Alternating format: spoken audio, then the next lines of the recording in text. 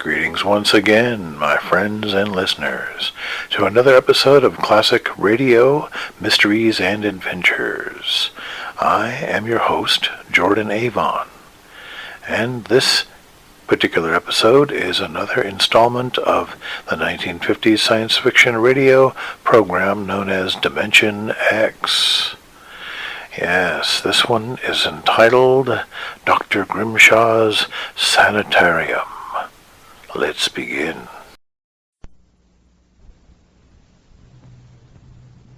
Adventures in time and space, told in future tense. Dimension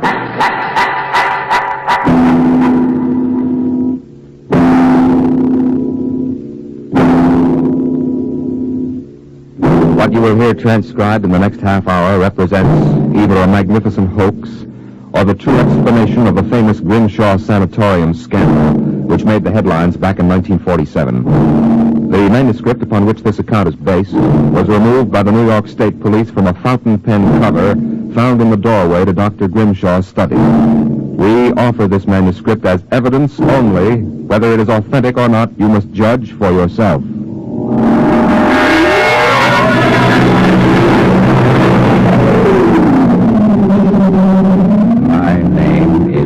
John Doherty. I'm a graduate of Hamilton College, class of 34, member of Theta Alpha. I'm one of those fools who wanted some excitement in life. So instead of going into my father's shoe business, I became a private detective. These are facts. You can check them if you like. The rest of what I write here is so fantastic that I don't expect it to be believed. If anyone should find this manuscript and read it, all I ask is that you notify Miss Millicent Armbruster of 299 Wallace Avenue, Buffalo, that Johnny Doherty is dead.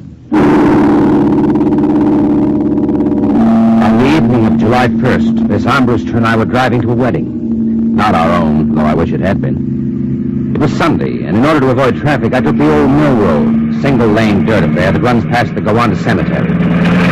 Hey, Johnny, aren't you going too fast? Not for this road. There isn't a thing around except some tombstones. Johnny, to the gate to the cemetery. What about it? That hearse. I don't see any. Johnny, look out! Look out!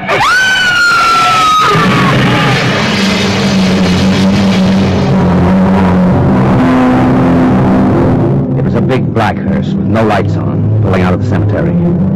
Lucky I had good brakes. They skidded for about 20 feet and slammed into the back of the hearse. The two rear doors buckled and snapped open. It was a freak. A huge oak coffin with brass handles tipped up and began slowly to slide back toward us. Oh, Johnny, look! The coffin, it's sliding out. Oh, how horrible. You stay right here, honey. I'll help the driver with that thing. Hey, you okay, Mac? You don't pay much attention to speed limits, do you, Jack? Now, look, let's not get hung up on who was right and who was wrong. I was going too fast, and you were traveling without lights after dark. Main thing is nobody's hurt and no damage done, except for that coffin. And I don't suppose the occupant minds too much. Let's see the driver's license and registration. Right here. John Doherty. Oh, a private eye, huh? You listen to the radio too much, Junior. Now, if you don't mind, who does this joy wagon belong to? Gowanda Funeral Service. It's being rented to Grimshaw. Who? Grimshaw from the private sanitarium. You mind if I ask what you were doing after dark, coming out of a cemetery with a wooden kimono? We're moving one of Grimshaw's patients to a new grave. Uh-huh. Do they always travel like this? Now, look, Hawkshaw, how about skipping the third degree and giving me a hand getting the box back in the wagon, huh? With pleasure. Got to screw on the cover again. It's going to slide off. Let's get it in the hearse first. Okay, Junior. You get on that end. You ready? Lift. Just slide it. Brother, who's in there, King Kong? Look out for the cover! Hey. I told you that'd happen. Hey, what's the guy's name, Junior? Why don't you ask him? Real wise guy, huh? I've got half a mind to report this accident. Go ahead. See what gets you. Grimshaw's got a lot of influence around here, mister. A lot of influence. Now, if you'll pardon me, I'll deliver the body. So long, Junior. Johnny? Johnny? Coming, honey. Everything all right, Johnny? I thought so until a few seconds ago. Listen, baby, can you sit in the car for another 5 minutes? Oh, we're due at the wedding in half an hour. I won't be long. Where are you going? For a stroll through the cemetery. Oh, hey, Johnny, stop making jokes. Honey, when we lifted that coffin back on a meat wagon, I got a good look inside of it. Oh. Exactly how I felt. I figured we'd knocked the stuffing out of the corpse. I didn't expect the stuffing to be sand. What? Yes. It wasn't a body. It was a dummy stuffed with sand, a dummy with a rat's face. Johnny! Which brings up an interesting question. Who's supposed to be in that box? And, just where is the dead man spending his time?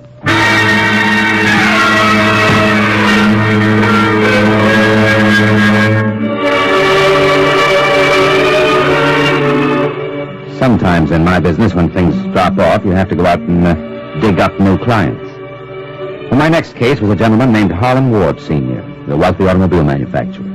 I'd gotten his name off his son's tombstone. Are you trying to tell me, Dorothy, that my son Harlan was never buried at Grimshaw Cemetery? Exactly, Mr. Ward. Why? Maybe if you'll tell me the circumstances surrounding your son's death, I can help answer that. My son was a rather impetuous young man. Tall, good-looking. After his graduation from Princeton, he began drinking quite heavily. After he got into a couple of scrapes, we sent him to Dr. Grimshaw's Sanitarium in the hope that he could be cured. While my wife and I were in Europe, we received word that he had died. He was buried at Gowanda in our absence. Last week, my wife and I decided to have his body removed to the family vault here at Short Hills. How did your son die, Mr. Ward? Suicide. He slashed his wrists at the sanatorium. You never saw the body? No. We couldn't get back from Europe in time. I see. See here. How do I know this whole thing isn't a plan to fleece me? How do I know that you didn't remove the body yourself? You don't. But you're a rich man, Mr. Ward, and you're perfectly willing to take a chance that I'm on the level and that your son may still be alive. You sound very sure of yourself, Mr. Dorothy. My fee is $2,000 retainer plus expenses. What sort of expenses? However much it costs to take the cure at Dr. Grimshaw's Sanatorium. What do you say, Mr. Ward? All right, Dorothy. My secretary will send you a check in the morning. Good. Oh, one other thing. What's that? I want a photograph of your son, a good one. I think that can be arranged. Look here, Dorothy. If I cooperate, how do I know that you won't run off? I won't guarantee it. On the other hand, I might have to get myself killed on this job. We both take a risk, Mr. Ward.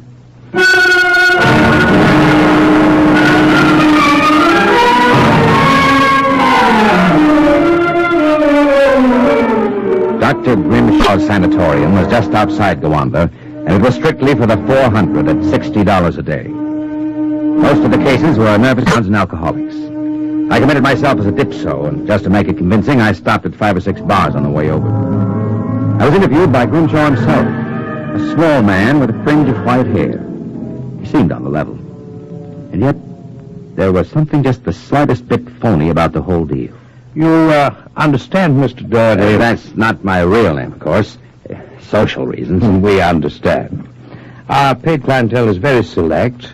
Our rates are rather high. You'll be paid in cash and in advance, Dr. Grimshaw. You will find us most sympathetic.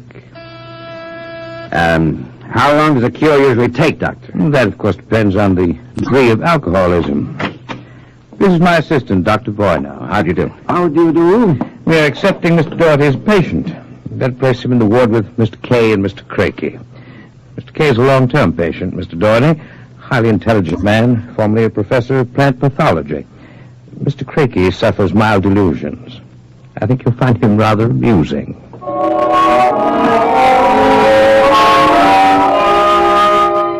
After about 3 days, my roommates, Arthur Kay and Crakey, got used to me, and we even began to play three-handed bridge.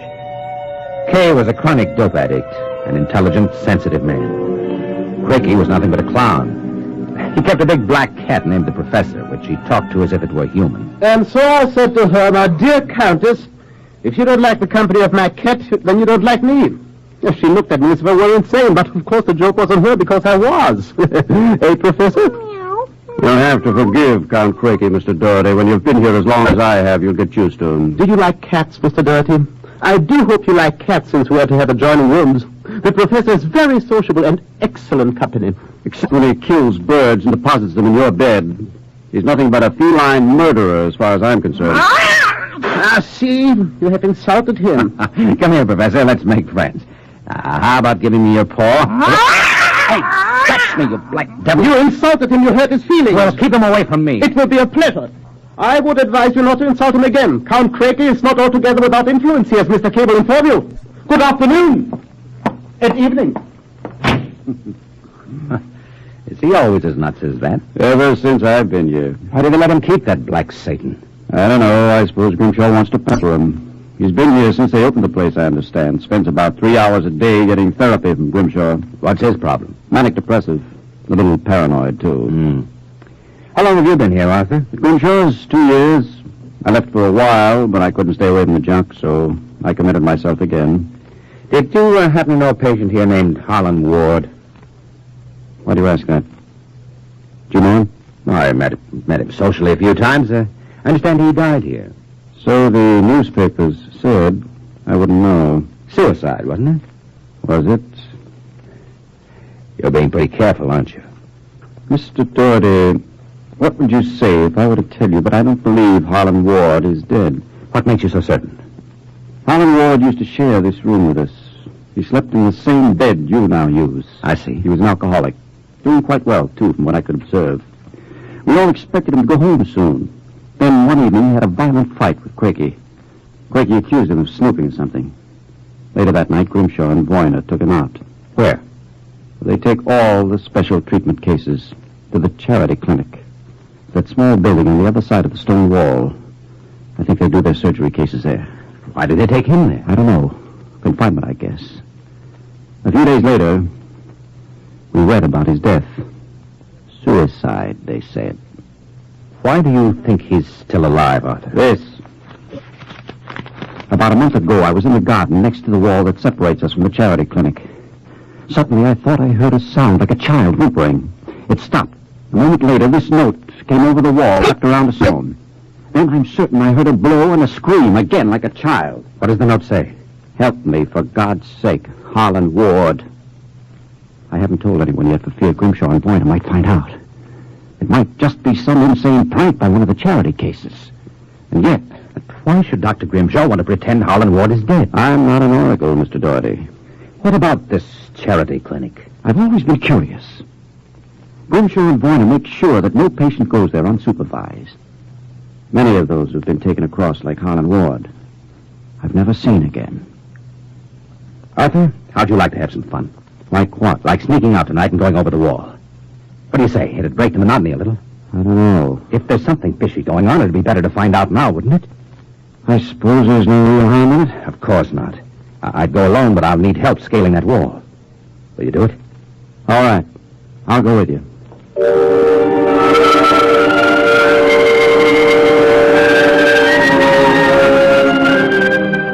It was shortly after midnight when Kay and I slipped out of the room and made our way out to the garden. Count Crakey was snoring soundly when we left. The wall was about 8 feet high, but we made it without too much trouble. Hump! All clear. Give me your hand and I'll lift you. Now, careful when you drop. Ready? Go ahead.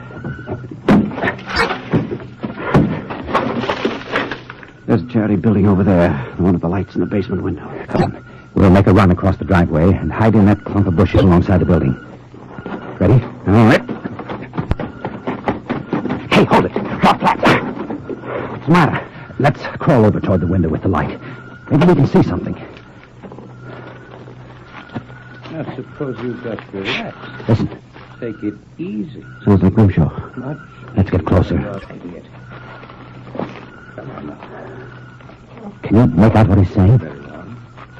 All right. Good Lord. What was that? Probably some patient having a DTs. I think it came from that basement window. Let's get over there where I can have a look. Come on. Easy. Wouldn't do to get caught now. Just See anything? easy and relax. It's some sort of laboratory. That's right. I can see Grimshaw, Varner, and someone else with its back toward me. If we're still, we may make out what they're saying. Take it quietly. It will be easier. I warn you. Please. It will all be over soon. You won't remember anything. No, I don't want to go. Varner, give it to him. No. Shut him up, Varner. Good Lord. What is it? Come on. We've got to get out of here. What did you see? What did they do to that child? Arthur, that wasn't a child. It was a midget. The smallest midget I've ever seen. What were they doing? Trying to give it some sort of injection. Resisted. Varner knocked it out. Well, what do you suppose they were doing to it? I don't know, Arthur. All I know is that when it fell, it had the face of Harlan Ward.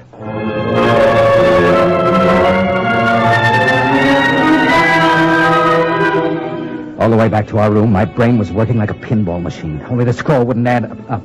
The pieces were there all right. A crazy old doctor, a brutal assistant, a private sanatorium, and a midget with a dead man's face. But I couldn't figure it out. I thought that when I got back to our room, I'd have some time to think about it. But I'd forgotten about our friend, the happiness boy, Count Craigie. Ah, so I've caught you. Fine. So you've caught us. Now, how about crawling back into the woodwork like a good little count? Where were you? Mink hunting. Arthur and I like to go mink hunting at night. It's a funny thing, though. The mink weren't running very good. The grunion were running like crazy, though, weren't they, Arthur? Like crazy, Mr. Doherty. You make fun of Count Craigie. You're lying. I shall report you to Dr. Boyner. Better not, if you know what's good for you. So you threaten me. Me, Count Craigie, world champion gymnast and barbell balancer. I shall scream for help. Help! Help! You heard him? Just knocked him out. What do we do now? Put him to bed. Hope that when he wakes up in the morning, he's forgotten the whole thing. And if he hasn't? They won't take him seriously anyway. I don't think Grimshaw would believe him. Besides which, he doesn't know what we actually were doing. Come on, let's get him back into bed.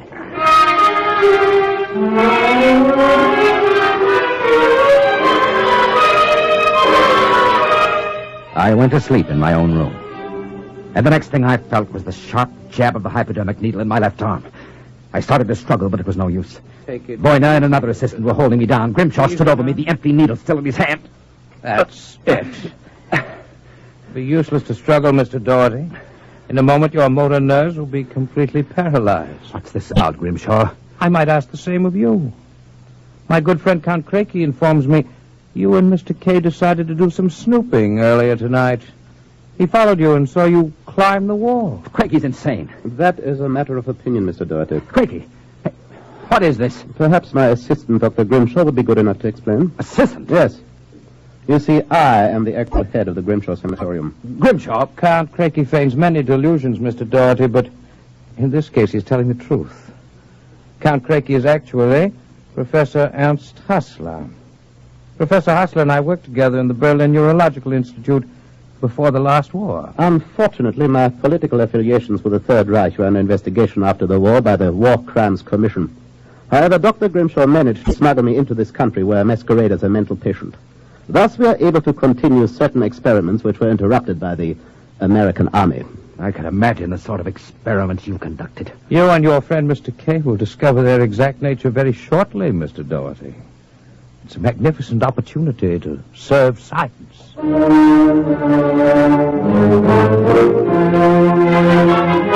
Then I passed out. And the next thing I knew, I was coming to in a different room. I guessed it was somewhere in the charity building because of the angle of the sun through the windows. They had me in a straitjacket and kept doping me until I lost count of time. I don't know how long it kept up. I remember one day being wheeled along a corridor into an operating room and hearing the voices of Boyner, Grimshaw, and Craigie as if from a great distance. Pituitrin. 4 cc's. 4 cc's. How are the measurements? Reducing rapidly. Operate at once. Have Boyner start the anesthesia. All right, Doctor. Commence.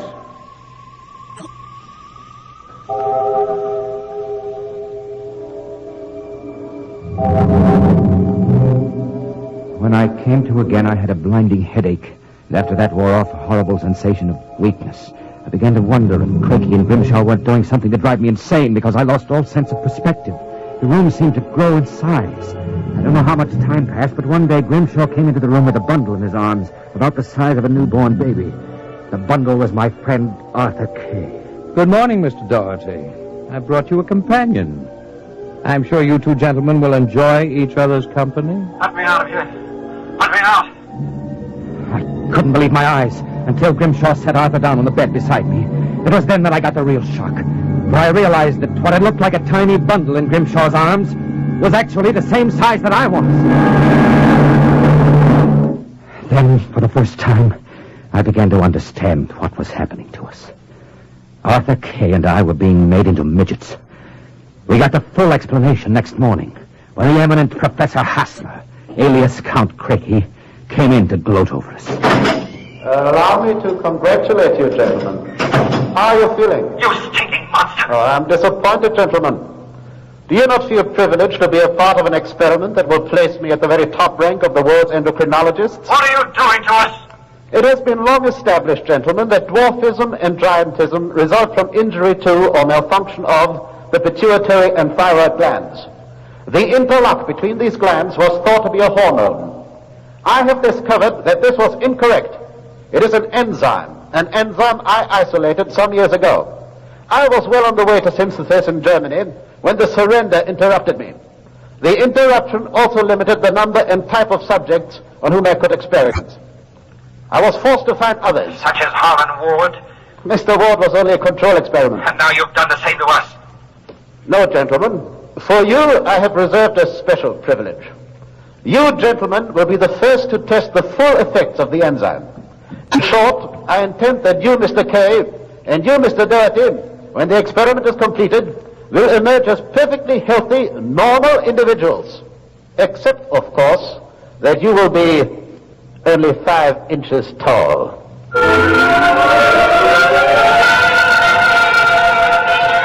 days and nights that followed were a living nightmare. A nightmare from which Arthur and I awoke for brief periods to find ourselves in a strange new world. A huge, frightening world where everything was enlarged 100 times. When we finally emerged, we found ourselves imprisoned in a tiny mouse cage. Judging by the relative size of things, we could not have been more than 5 inches tall. Now that our senses cleared, we realized that the experiment was at an end. That from now on it was either escape or be destroyed. Another moment, I think I'll have this lock worked loose. And if we escape, then what? We'll worry about that after we get out of this mouse cage. Suppose we don't make it. At least you've written the story on a scrap of paper. Someone may find it and read it. Nobody will believe it. Why'd you bother to write it? I don't know. I suppose I want the world to know what happened to me. Does it? Help me push the door open. Now what?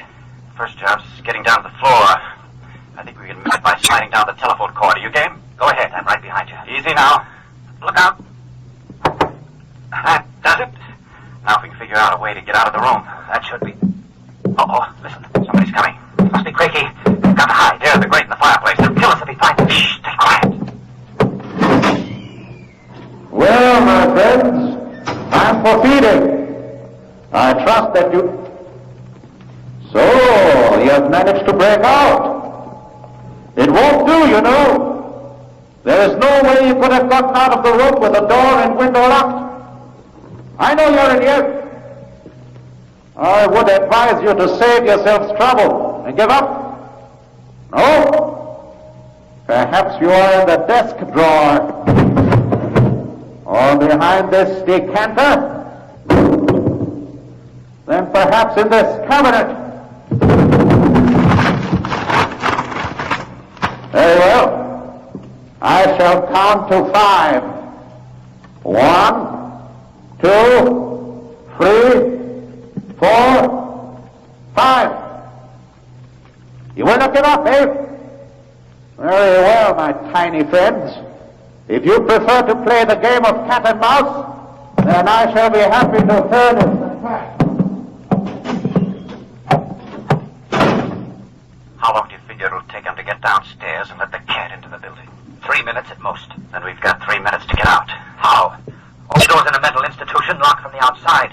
We'd need a special key to get out, and then we couldn't reach the lock. I don't know. There must be... Wait a minute. What is it? John, what?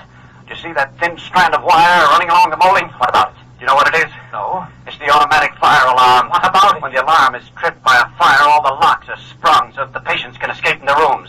Are you certain? Positive. This insulation off that wire and short it before Craigie lets the cat into the building. Let's go. Here's a tiny sliver of steel from the cage on the floor. I'll work with that. You keep an ear to the door. Go ahead. This insulation is tough as raw hide. How much time is it? Not much. There's stuff here. Let me help. What was that? What? I thought I heard a door slam. Craigie couldn't be back so soon. Hurry up, Arthur, for God's sake. Stand away. I'm going to short it. Ready? Okay. We made it. There goes the door. Come on, we'll make a run for it down the hall. If we can get to the garden, we've got a chance. I smell smoke. The short may have actually started a fire. Come on. Oh, wait a minute. What's up? I have to go back. The manuscript. Don't be a fool. There's no time. Come on. You go ahead. I'll catch up. Hurry up. I'll wait in the hall. Only a second.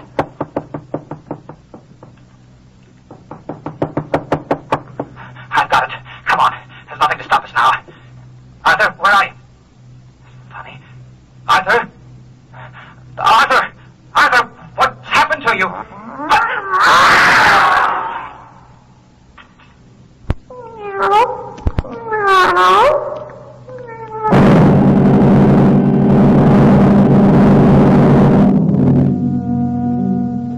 This is the record found in a fountain pen cover in the burned-out hallway of Grimshaw Sanitarium. There is nothing to add, except that the fire which destroyed the sanatorium and killed so many of its occupants, including Dr. Grimshaw and Dr. Voyna, was definitely of incendiary origin. It is believed by the fire chief that some small creature, either a mouse or possibly a cat, chewed the insulation off the wire and short-circuited the system.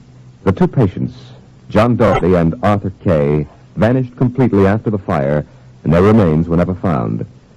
Whether the manuscript which you have just heard is authentic, or whether it was the work of one of the more demented inmates of the sanatorium, we leave to your judgment.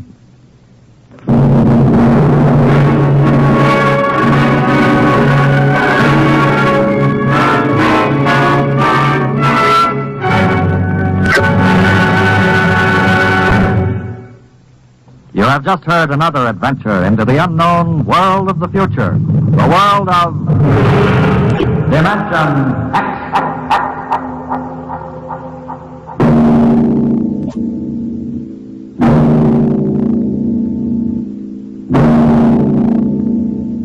Next week on Dimension X, and the moon be still as bright.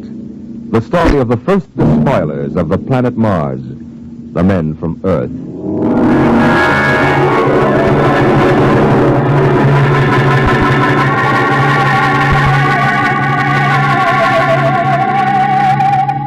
Tonight, Dimension X has transcribed Dr. Grimshaw's Sanitarium, adapted for radio by George Lefferts from an original short story by Fletcher Pratt. Featured in the cast were Carl Weber as John Doherty and Roger DeKoven as Arthur Kay. Your narrator was Norman Rose. Music by Albert Berman. Engineer Bill Chambers. Dimension X is directed by Edward King.